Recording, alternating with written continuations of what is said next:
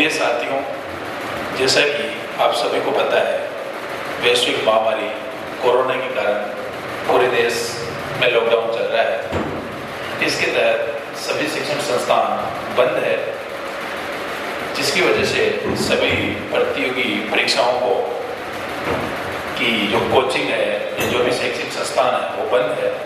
तो जो प्रतिभागियों में बहुत सारी समस्याएं आ रही है, वो घर बैठे कुछ चीज़ों में उनको जो कन्फ्यूजन है वो क्लियर नहीं हो पा रहे हैं। उनके लिए गुरुकुल क्लासेस भोपालगढ़ की तरफ से पटवार, कांस्टेबल, रीट आदि प्रतियोगी परीक्षाओं के विभिन्न विषयों के लिए निःशुल्क क्लासें लगाई जा रही है, जो ऑनलाइन क्लासों के माध्यम से आप तक पहुंचेगी। उसके लिए विभिन्न विषयों के हम वीडियो रिकॉर्ड करके आप तक पहुंचाएंगे, वो हमारे YouTube चैनल के द्वारा आप तक पहुंचेंगे। इसके लिए अपन देखते हैं, आज अपन शुरुआत करेंगे जो एक महत्वपूर्ण टॉपिक होता है अपने पास, जो सामान्य ज्ञान के लिए जो मेन टॉपिक है, उनमें बहुत सारी चीजें होती है।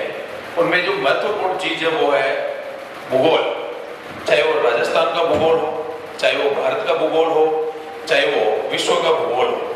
इसमें अपन सबसे पहले देखेंगे कि विश्व का भूगोल अपना आज का चैप्टर है, विश्व का भूगोल।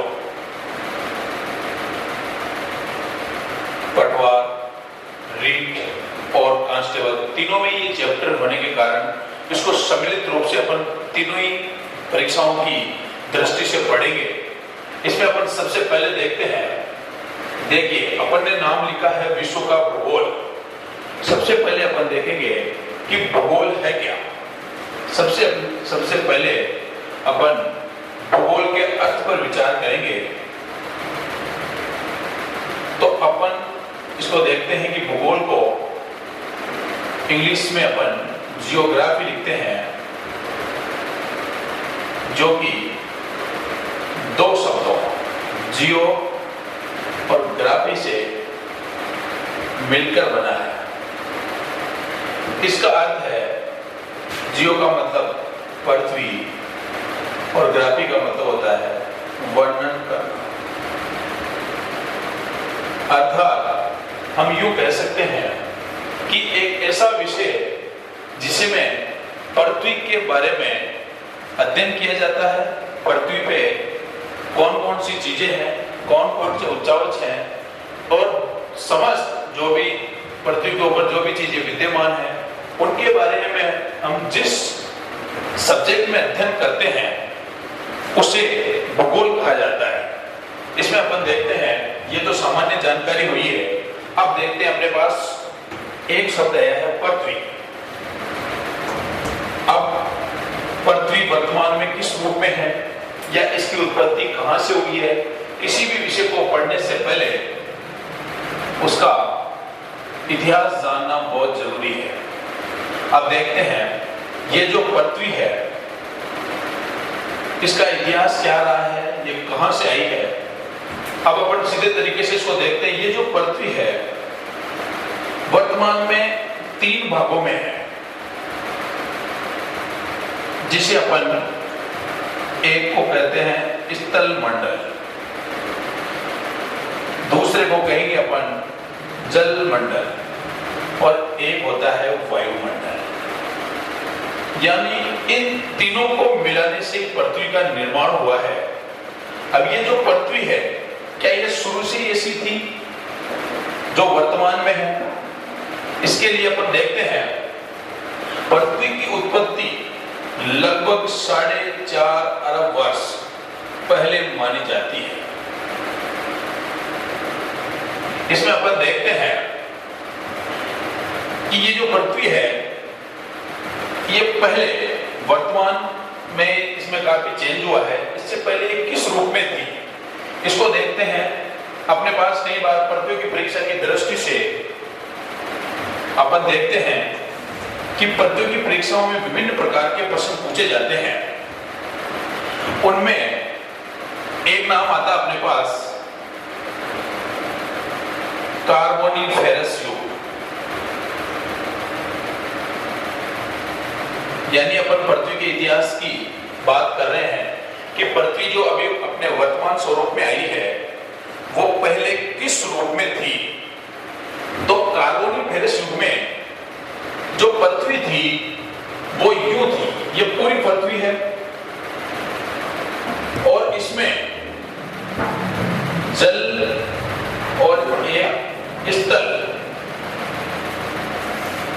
ये पूरे एक पिंड के रूप में स्थल खंड था, एक पिंड के रूप में जलीय खंड था, तथा जो बाकी क्षेत्र था, जैसे अपन देखते हैं इनको, ये जो पूरा क्षेत्र था इसे यानी इस पृथ्वी को जो नाम दिया गया था उस समय वो था पेंजिया।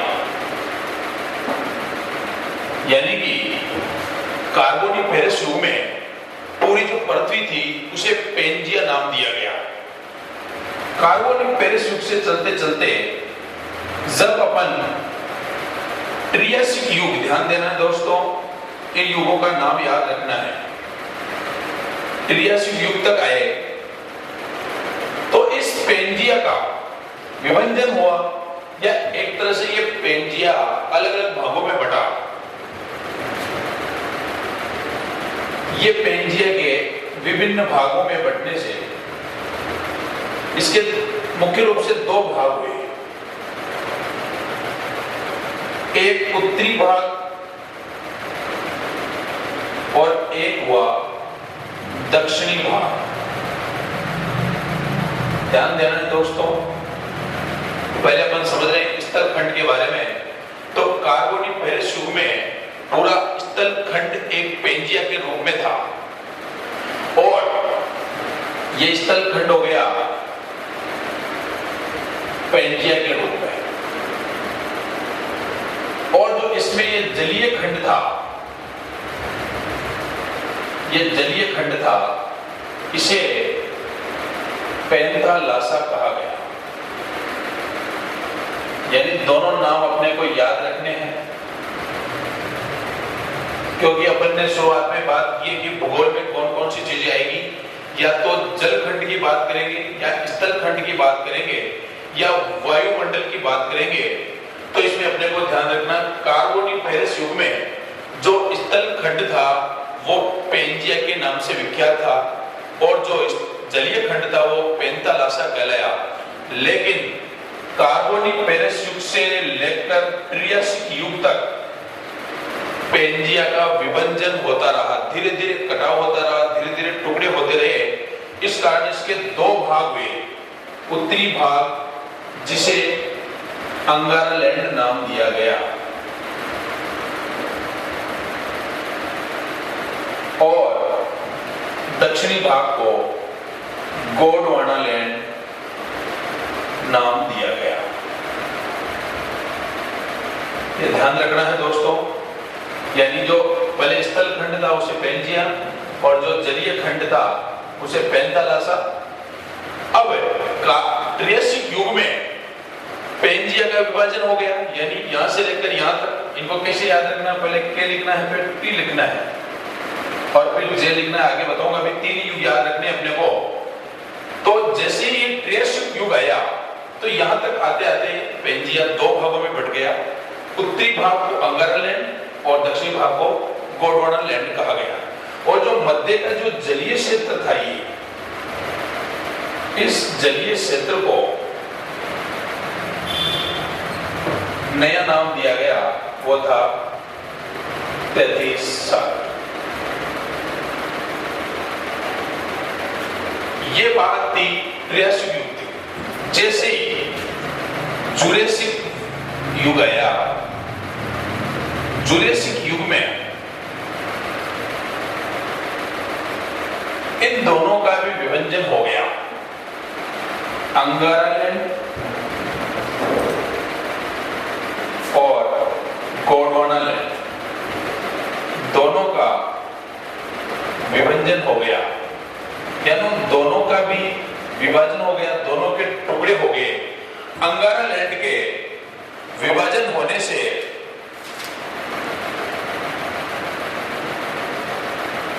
अमेरिका, इसको अपन दोबारा देखते हैं, अंगारा लैंड के विभाजन होने से उत्तरी अमेरिका, एशिया, यूरोप का निर्माण हुआ।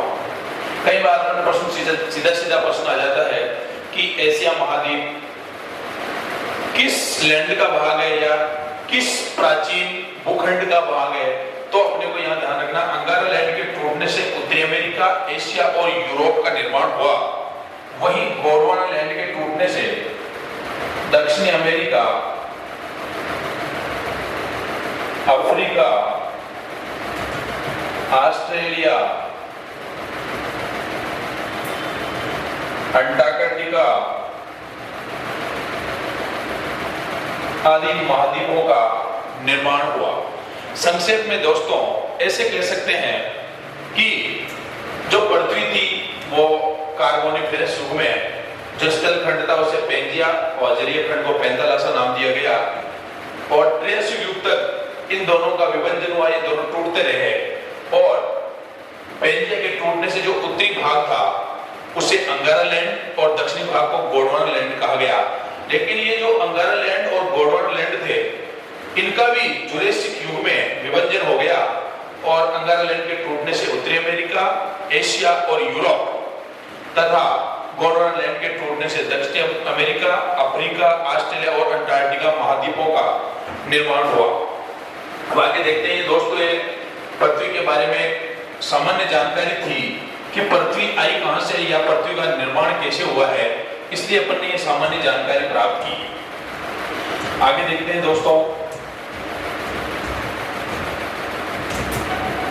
अब अपने क्योंकि अपना जो विषय है वो भूगोल है, इसमें अपने पास विश्व भूगोल का जैसे नाम आता है तो सबसे पहले अपने जहन में आता है कि महाद्वीप और महासागर। तो इसमें अपने को देखना है, उससे पहले थोड़ी जानकारी और ले लेते हैं। ये जो पृथ्वी है, इस पृथ्वी को समझने के लिए या अध्ययन की दृष्टि से सुगम बनाने के लिए भूगोलवेताओं ने या विद्वानों ने दो चीजों का निर्माण किया। एक तो उन्होंने बनाया मानचित्र और एक उन्होंने बनाया ग्लोब। क्योंकि पूरी पृथ्वी को बहुत बड़ी होने के कारण हम कक्षाओं में नहीं दिखा सकते, इन्हें दिखाने के लिए इनके मॉडल के रूप में या इनके प्रतिरूप के रूप में अपन मानचित्र और ग्लोब का प्रयोग लेते हैं। तो जैसे ही अपने सामने आता है कि मानचित्र और ग्लोब काम क्या आते हैं, सबसे पहले देखना है, क्योंकि देखो किसी भी चीज को पढ़ने से पहले उसकी आधारशिला का पता होना चाहिए। भूगोल की आधारशिला मानचित्र और ग्लोब से चलती है। देखते हैं अब मानचित्र और ग्लोब में क्या है। ये एक तरह से पृथ्वी का एक छोटा रूप है।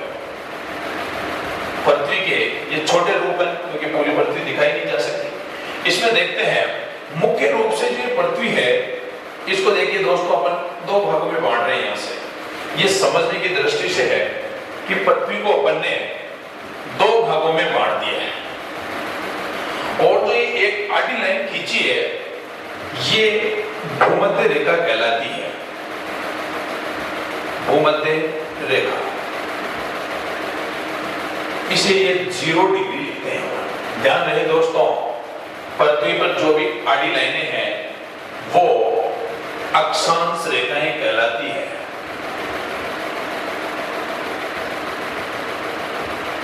जिसे इंग्लिश में लैटिट्यूड लिखते हैं। तो कई बार प्रश्न पूछे जाते हैं कि आडी रेखाएं कौन सी है, तो अपना जवाब होगा अक्षांश रेखाएं।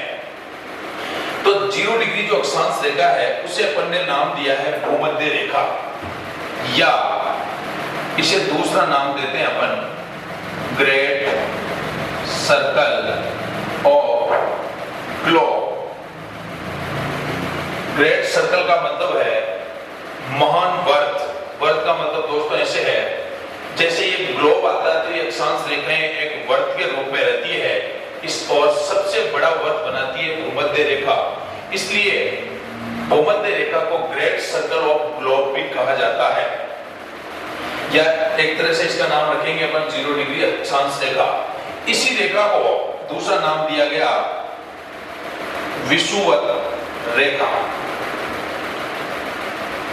ये रेखा है पृथ्वी को 2 बराबर भागों में बांटती है। पहला काम इसका ध्यान रखना दोस्तों, ऊपर वाला जो भाग है ये उत्तर दिशा में होने के कारण उत्तरी गोलार्ध कहलाता है, क्योंकि आधी पृथ्वी इसलिए इसे गोलार्ध लिखा गया है, पूरी पृथ्वी का आधा, और दक्षिणी भाग में होने के कारण इसे दक्षिणी गोलार्ध कहा गया है। अब ध्यान देना दोस्तों, यहां से कई प्रकार के क्वेश्चन बनते हैं। इसमें देखना अपने को उत्तर दिशा में है जो उत्तरी गोलार्ध, दक्षिणी दिशा में है वो दक्षिणी गोलार्ध है।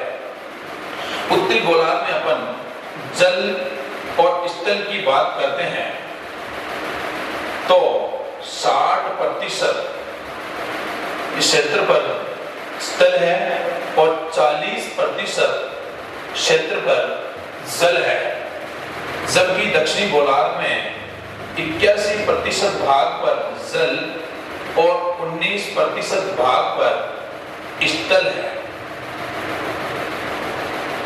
दक्षिणी गोलार्ध में 81% भाग पर जल होने के कारण इसे जलीय गोलार्ध भी कहा जाता है। इसे जलीय गोलार्ध भी कहा जाता है। ध्यान रखें दोस्तों, इसकी अपन सामान्य जानकारी इसलिए पढ़ रहे हैं कि कोई भी चीज आती है तो उसका आधार होना अपने पास जरूरी है। अपन सीधा ही लिखा लिखवाया आता है कि दक्षिणी गोलार्ध को जलीय गोलार्ध कहते हैं, इसको अपन रट लेते हैं, रटने की जरूरत नहीं है कि अपने को साफ साफ लिखा हुआ है कि दक्षिणी गोलार्ध में जल की अधिकता होने के कारण इस भाग को या इस गोलार्ध को जलीय गोलार्ध कहा जाता है। आगे चलते हैं दोस्तों, ये जो पृथ्वी है उसमें अपन ने बात की भी कि मानचित्र और ग्लोब जो बनाए गए हैं उनमें मुख्य रूप से दोस्तों 2 प्रकार की रेखाएं होती है, अपने को समझना है। एक तो होती है अक्षांश रेखाएं। अक्षांश रेखाएं, सबसे पहले अक्षांश रेखाओं की बात करते हैं। ये इनकी विशेषता क्या है, सबसे पहले सीधा ही पॉइंट लेते हैं अपन, ये होती क्या अक्षांश रेखाएं। अभी अपन ने बात की थी कि जो ग्लोब या पृथ्वी पर आडी रेखाएं हैं वे अक्षांश रेखाएं हैं। सबसे पहला प्रश्न या सबसे पहली विशेषता अक्षांश रेखाओं की, ये एक दूसरे के समांतर होती है। ग्लोब पर पश्चिम से पूर्व की ओर खींची हुई है। ध्यान रखना दोस्तों, 0 डिग्री अक्षांश रेखा को भूमध्य रेखा कहा जाता है। 90 डिग्री उत्तर में व 90 डिग्री दक्षिण में अक्षांश रेखाएं खींची हुई है। यानी भूमध्य रेखा के 90 डिग्री इधर और 90 डिग्री इधर तक की 90 रेखाएं इधर खींची हुई है, 90 रेखाएं इधर खींची हुई है। और जो ये 90 डिग्री वाला है जो कि उत्तरी है, क्योंकि उत्तर दिशा में होने के कारण इसे उत्तरी अक्षांश बोलेंगे। इसे अपन उत्तरी ध्रुव भी कहते हैं, उत्तरी ध्रुव। उसी प्रकार दक्षिण में 90 डिग्री दक्षिणी अक्षांश वाले बिंदु को दक्षिणी ध्रुव भी कहा जाता है। अब ये जो अक्षांश रेखाएं हैं दोस्तों, पूरे ज्योग्राफी में सबसे महत्वपूर्ण पार्ट होता है, वो होता है अक्षांश और देशांतर रेखाओं का। तो इसलिए अक्षांश रेखाओं को सबसे पहले समझना जरूरी है। अक्षांश रेखाओं के बारे में और दूसरी बात करते हैं अपन। ये हो गई मुख्य, पृथ्वी पर मुख्य रूप से 3 अक्षांश है या 3 अक्षांश रेखाएं हैं, जिसमें एक रेखा ये है जो 23.5 डिग्री उत्तरी अक्षांश, जिसे अपन कर्क रेखा बोलते हैं। और दक्षिण में 23.5 डिग्री दक्षिणी अक्षांश जिसे अपन मकर रेखा बोलते हैं। और एक अपनी मुख्य रेखा है भूमध्य रेखा। ध्यान रखना दोस्तों, 3 मुख्य वर्त या 3 मुख्य अक्षांश वर्त है। 23.5 डिग्री उत्तरी अक्षांश वर्त जिसे कर्क रेखा, 23.5 डिग्री दक्षिणी अक्षांश जिसे मकर रेखा कहा गया है। आगे देखते हैं दोस्तों, इनके अलावा जो 2 और मुख्य रेखा है, 66.5 डिग्री उत्तरी अक्षांश जिसे आर्कटिक व्रत बोला जाता है। और इसी प्रकार दक्षिण में ये रेखा 66.5 डिग्री दक्षिणी अक्षांश जिसे अपन अंटार्कटिक व्रत बोलते हैं। तो मुख्य रूप से दोस्तों ये जो रेखा थी, अपने पास 5 वर्त हो गए या 5 रेखाएं हो गई, भूमध्य रेखा, कर्क रेखा, मकर रेखा और आर्कटिक वर्त और अंटार्कटिक वर्त। अब देखिए इनका काम क्या है। अक्षांश रेखाओं का जो प्रमुख कार्य होता है वो किसी भी देश की, क्षेत्र की, राज्य की, जिले की सबसे पहले बताता है स्थिति। ध्यान रखना है दोस्तों, अक्षांश रेखाओं का प्रमुख कार्य किसी भी स्थान की स्थिति बताना होता है। स्थिति के साथ साथ ये जलवायु को भी बताता है। देखते हैं किस प्रकार से बताता है, अभी बात करेंगे अपन। तो सबसे पहले देखना अक्षांश रेखाओं का प्रमुख कार्य क्या है, स्थिति और जलवायु को बताता है। ध्यान रखना दोस्तों। और दूसरी चीज, 2 अक्षांश रेखाओं के मध्य 111 किलोमीटर की दूरी होती है। बहुत ही महत्वपूर्ण प्रश्न है, कई बार पूछा गया है कि 2 अक्षांश रेखाओं के मध्य कितनी दूरी होती है, तो इसका आंसर रहेगा अपना 111 किलोमीटर। इसी प्रकार देखते हैं दोस्तों, तो ये जो अक्षांश रेखाएं हैं, इससे सबसे प्रश्न आ जाता है सबसे बड़ी अक्षांश रेखा कौन सी है। तो ध्यान रखना है भूमध्य रेखा सबसे बड़ी अक्षांश रेखा होती है, क्योंकि जैसे जैसे ये उत्तरी ध्रुव की ओर जाती है अक्षांश रेखाओं की लंबाई कम होती जाती है, और जैसे जैसे दक्षिण ध्रुव की तरफ जाते हैं वैसे भी अक्षांश रेखाओं की लंबाई कम होती जाती है। महत्वपूर्ण प्रश्न है, इसको ध्यान रखना है दोस्तों कि 2 अक्षांश रेखाओं के मध्य कितने किलोमीटर की दूरी होती है, 111 किलोमीटर की दूरी होती है। दूसरी चीज, अक्षांश रेखाओं द्वारा स्थिति और जलवायु का निर्धारण किया जाता है। और महत्वपूर्ण बात, 2 अक्षांश रेखाओं के जो बीच क्षेत्र होता है उसे अपन कटिबंध बोलते हैं। बहुत ही महत्वपूर्ण है, 2 अक्षांश रेखाओं के मध्य के क्षेत्र को कटिबंध कहा जाता है। तो यहाँ देखते हैं अपन दोस्तों, बात करते हैं, जैसे अपन ने ऊपर नाम लिखा है, अक्षांश किस किस को बताते हैं, स्थिति और जलवायु को। तो जलवायु देखो दोस्तों, पूरे विश्व को या पूरी पृथ्वी को अक्षांशों द्वारा निम्न कटिबंधों में, क्योंकि अपन ने बात की है कि 2 अक्षांश रेखाओं के बीच के क्षेत्र को कटिबंध कहा जाता है। तो ये जो क्षेत्र है इसे उष्ण कटिबंध कहा गया है। यानी कर्क रेखा से लेकर मकर रेखा तक के क्षेत्र को उष्ण कटिबंध कहा जाता है, यानी कि यह क्षेत्र अक्षांशों की दृष्टि से उष्ण कटिबंध में आता है। उसी प्रकार ये जो क्षेत्र है यह शीतोष्ण कटिबंध में आता है।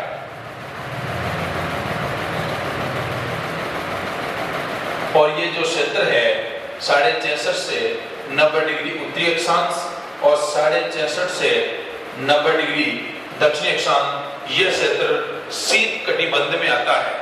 तो दोस्तों यहाँ अक्षांश रेखाओं द्वारा पृथ्वी को 3 कटिबंधों में बांटा गया, उष्ण कटिबंध, शीतोष्ण कटिबंध। पहला उष्ण कटिबंध, दूसरा शीतोष्ण और तीसरा शीत कटिबंध। तो देखो दोस्तों, आगे अपन इसमें बात करते हैं कि ये जो अक्षांश रेखाएं हैं, पहला कार्य तो क्या करती है, स्थिति और जलवायु बताती है। इनके बीच के क्षेत्र को कटिबंध कहेंगे और दो अक्षांश रेखाओं के मध्य 111 किलोमीटर की दूरी होती है। आगे देखते हैं दोस्तों, इसी प्रकार पृथ्वी पर जो सीधी रेखाएं खींची हुई है, एक काल्पनिक रेखाएं, ध्यान रखना है, वास्तव में कहीं पे भी ये रेखाएं नहीं खींची हुई है, न तो अक्षांश रेखाएं खींची हुई है न देशांतर रेखाएं खींची हुई है, ये केवल काल्पनिक रेखाएं हैं।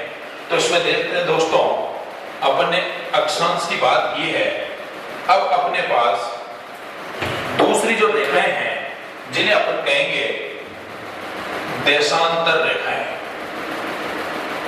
अक्षांश रेखाओं के बारे में अपन पढ़ लिया, दूसरी जो रेखाएं हैं उन्हें अपन कहेंगे देशांतर रेखाएं।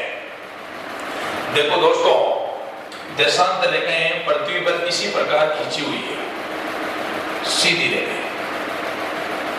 अगर अपन बात करें, ये 0 डिग्री देशांतर रेखा है, 0 डिग्री देशांतर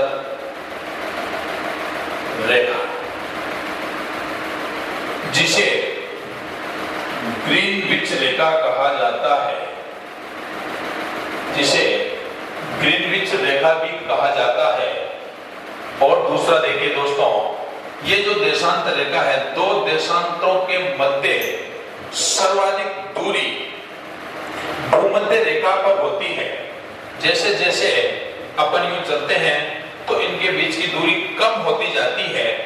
तो ध्यान रखना दोस्तों, ये नोट, ये महत्वपूर्ण चीज है, दो देशांतर रेखाओं के मध्य सर्वाधिक दूरी कहां होती है, भूमध्य रेखा पर।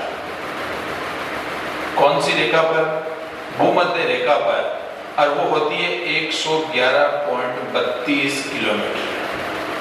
ध्यान रखना, दोनों चीजों को मिक्स नहीं करना है। एक तथ्य तो अपने पास ये आया था कि दो अक्षांश रेखाओं के मध्य कितनी दूरी होती है, तो वो उसका आंसर था 111 किलोमीटर। दूसरा प्रश्न ये है कि दो देशांतर रेखाओं के मध्य सर्वाधिक दूरी कहां होती है, भूमध्य रेखा पर, वो होती है 111.32 किलोमीटर। आगे बात करते हैं दोस्तों, अब इसमें दोनों देशांतर रेखा का प्रमुख कार्य क्या है। इसका प्रमुख कार्य ये किसी भी क्षेत्र की स्थिति और समय को बताता है। मान लो ये जो 0 डिग्री देशांतर रेखा, जिसे अपन ग्रीनविच रेखा कहते हैं, इसे अंतरराष्ट्रीय समय रेखा कहा गया है। यानी पूरे विश्व में जो समय का निर्धारण होता है वो इसी रेखा द्वारा होता है। आगे देखते हैं। और दूसरा है स्थिति, जिनको अपन आगे विस्तार से पढ़ेंगे। इससे पहले देखते हैं दोस्तों, दो देशांतर रेखाओं के मध्य जो क्षेत्र होता है उसे गौर कहा जाता है। ये गौर, अक्षांश रेखाओं के जो मध्य जो क्षेत्र है उसे तो अपन कटिबंध कहते हैं, और देशांतर रेखाओं के बीच का जो क्षेत्र है उसे गौर कहा गया है। आगे देखते हैं। इसने दो चीजें लिखी है, देशांतर एक तो स्थिति बताता है और देशांतर एक समय बताता है। तो यहां ध्यान रखना दोस्तों, जैसे पश्चिम की ओर चलेंगे तो समय कम होगा। ध्यान रखना है दोस्तों, पूर्व की ओर समय बढ़ेगा और पश्चिम की ओर समय कम होगा। ये समय कम और ज्यादा किस अनुपात में होगा, ये अपन यहां देखते हैं। 1 डिग्री देशांतर 4 मिनट को दर्शाता है। 1 डिग्री देशांतर 4 मिनट को दर्शाता है, यानी कि प्रत्येक 1 डिग्री देशांतर पर 4 मिनट का फर्क पड़ता है। क्योंकि हम यानी कि भारत का जो अंतरराष्ट्रीय सीमा है, अंतरराष्ट्रीय समय रेखा है, वो 82.5 डिग्री पूर्वी देशांतर है।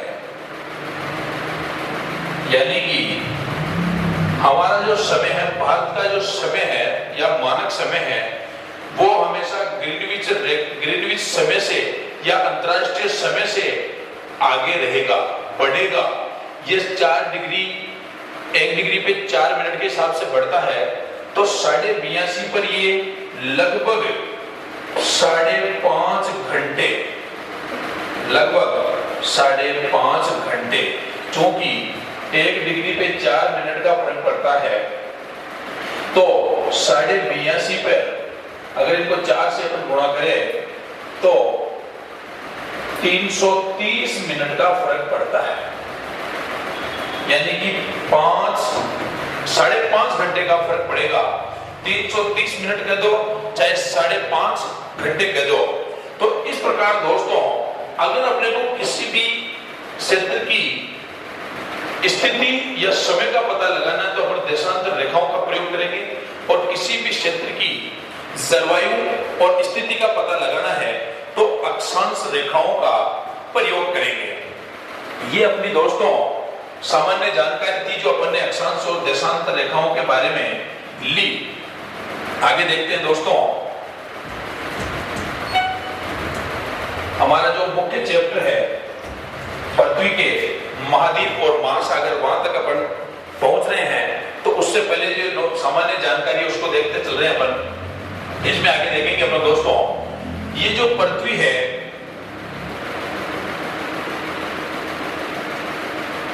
इसको अपन ने 2 भागों में बांटा था, उत्तरी गोलार्ध और दक्षिणी गोलार्ध।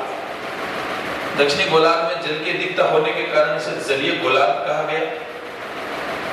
अब जो दूसरी चीज है, क्योंकि मैंने सबसे पहले नाम लिखा था, जैसे भूगोल का नाम आता है तो एक तो नाम आता है जल, और एक स्थल, और एक आता है वायु। तो स्थल को अपन सीधे सीधे रूप में लें तो ये महाद्वीप है। पृथ्वी में जो महाद्वीप है वो स्थल खंड है, और जल को अपन कहें जो महासागर है वो इसके जलीय भाग है। देखते हैं, पूरी जो पृथ्वी, इसका क्षेत्रफल लगभग 51 करोड़, लगभग 51 करोड़ है। 51 करोड़ वर्ग किलोमीटर, जिसमें से जो जलीय भाग है वो है लगभग 36 करोड़ या 70.8%। प्रतिशत में भी पूछ लेते हैं। और जो स्थल भाग है वो है 15 करोड़, लगभग 29.2%। ये ध्यान रखना दोस्तों, ये प्रश्न पूछा जाता है कि संपूर्ण पृथ्वी पर स्थल है 29.2%, संपूर्ण पृथ्वी पर जलीय भाग है 70.8%, पूरे पृथ्वी का क्षेत्रफल है 51 करोड़ वर्ग किलोमीटर। ये हो गई दोस्तों तो सामान्य जानकारी थी। अब अपने जो महत्वपूर्ण टॉपिक है कि पृथ्वी के महाद्वीप और महासागर, उन पे अपन चलेंगे। उनसे पहले थोड़ा सा अपन मानचित्र को देखते हैं एक बार कि पृथ्वी में जो महाद्वीप है वो किस प्रकार है। हल्का सा एक बार अपन देखेंगे इसको, क्योंकि इनकी स्थिति बहुत मायने रखती है। अपने को प्रत्येक, अगर ज्योग्राफी में अपने को प्रत्येक चीज को समझना है तो उनका मानचित्र में अंकन होना बहुत जरूरी है। उन्हें देखना बहुत जरूरी है कि कौन सी चीज या कौन सा क्षेत्र कहाँ विद्यमान है। तो इसमें अपन देखेंगे जो मुख्य रूप से है, पृथ्वी पर 7 महाद्वीप हैं। इन 7 महाद्वीपों में किस प्रकार से कौन सा महाद्वीप बड़ा है, कौन सा महाद्वीप छोटा है, दूसरे नंबर पे कौन सा है, ये अपने पास कई बार अपन गलती कर जाते हैं। तो इसमें अपने को सामान्य रूप से ऐसा चित्र देखना है, अपने दिमाग में इसका कॉन्सेप्ट बिठाना है कि एक छोटा सा महाद्वीप यहाँ है, अपने को कुछ भी नहीं करना। चूंकि अपने पास 7 महाद्वीप है तो अपने को 7 तक एक बार गिनती लिखनी है। तो अपन शुरू करेंगे दोस्तों, बीचों बीच अपने को 2 रखना है और इधर लिख देने हैं 3, 4 और ये 5, और इधर शुरू करेंगे अपन दोस्तों 6, 1 और ये 7। यानी अगर पृथ्वी पे अपन देखें तो जो महाद्वीप है वो इस रूप में है। यानी सबसे बड़ा जो महाद्वीप है वो एशिया यहां है, दूसरे नंबर पे ये अफ्रीका, ये यहां है। तीसरे नंबर पर उत्तरी अमेरिका, ये यहां पर है। चौथे नंबर पर है दक्षिणी अमेरिका, ये यहां पर है। नंबर 5 पे है अंटार्कटिका, ये सबसे दक्षिण में है। नंबर 6 पे है यूरोप और नंबर 7 पे है ऑस्ट्रेलिया। क्योंकि अपन महाद्वीप शुरू करेंगे, इसलिए सबसे पहले अपने को यह पता होना चाहिए कि कौन सा महाद्वीप सबसे बड़ा है, दूसरे नंबर पे कौन सा है। तो उसके लिए दोस्तों अपन ने आसानी से क्या करना है, अपने मस्तिष्क में प्रतिमा बनानी है कि ऐसा चित्र है अपने पास, दो, एक अमेरिका, दो America, Africa, Europe, Asia, Australia, Antarctica. 2-3 बार अगर अपन इस चित्र को बनाएंगे तो निश्चित रूप से ये समझ में आएगा। देखते हैं आगे अपने को क्या करना है। सबसे बीच में 2 नंबर, फिर इधर लगाना है 3, 4, 5, 6, 1 और 7। इस प्रकार से अगर अपन देखें तो सबसे बड़ा महाद्वीप एशिया और सबसे छोटा महाद्वीप ऑस्ट्रेलिया है क्षेत्रफल की दृष्टि से। इनमें और क्या देखना दोस्तों अपने को, ये हो गया स्थलखंड की बात। जो अपने पास 51 करोड़ क्षेत्रफल है पृथ्वी का, उसमें से ये बात हुई केवल 15 करोड़ की। अब जो बाकी 36 करोड़ है, 36 करोड़ वर्ग किलोमीटर जो क्षेत्र है वो कहां है, वो जलीय क्षेत्र के रूप में है। तो उन जलीय क्षेत्रों को अपन नाम देते हैं दोस्तों, ये देखिए पृथ्वी के चारों ओर फैला हुआ है प्रशांत महासागर, ये सबसे बड़ा महासागर। ये पृथ्वी के बीचों बीच है, एस की आकृति में। इसे अपन अटलांटिक महासागर या अंध महासागर कहते हैं। इसके अलावा ये भारत के या दक्षिणी एशिया के दक्षिण में हिंद महासागर स्थित है। ये पृथ्वी के उत्तरी ध्रुव के चारों ओर जो महासागर फैला हुआ है उसे उत्तरी ध्रुव महासागर कहते हैं, या इसे आर्कटिक महासागर कहते हैं। और वही दक्षिणी ध्रुव के जो चारों ओर फैला हुआ है उसे दक्षिणी ध्रुव महासागर या अंटार्कटिक महासागर कहते हैं। तो दोस्तों ये बात हुई अपनी सामान्य जानकारी की, क्योंकि अपन महाद्वीप और महासागर शुरू करते डायरेक्ट शुरू करने के बजाय ये शुरू करने का एक उद्देश्य था कि अपने को प्रत्येक महाद्वीप और महासागर की स्थिति का पता होना चाहिए। और जो बाकी क्लास है वो अपन कल महाद्वीप शुरू करेंगे, तो उसमें अपने को दोस्तों ध्यान रखना है ये चीज अपने को क्यों, आप अगर महाद्वीप या महासागर पढ़ते हैं तो उससे पहले उनकी स्थिति का पता होना बहुत जरूरी है। तो नेक्स्ट क्लास में अपन महाद्वीप के बारे में बात करेंगे। तब तक सभी का धन्यवाद और आपका सहयोग इसी प्रकार बनाए रखें। और जो हमने यूट्यूब चैनल स्टार्ट किया है इसको लाइक करें, सब्सक्राइब करें और हमें थोड़ा प्रोत्साहित करें ताकि हम और भी नए नए वीडियो आपके लिए ला सकें और आपकी सेवा कर सकें। धन्यवाद।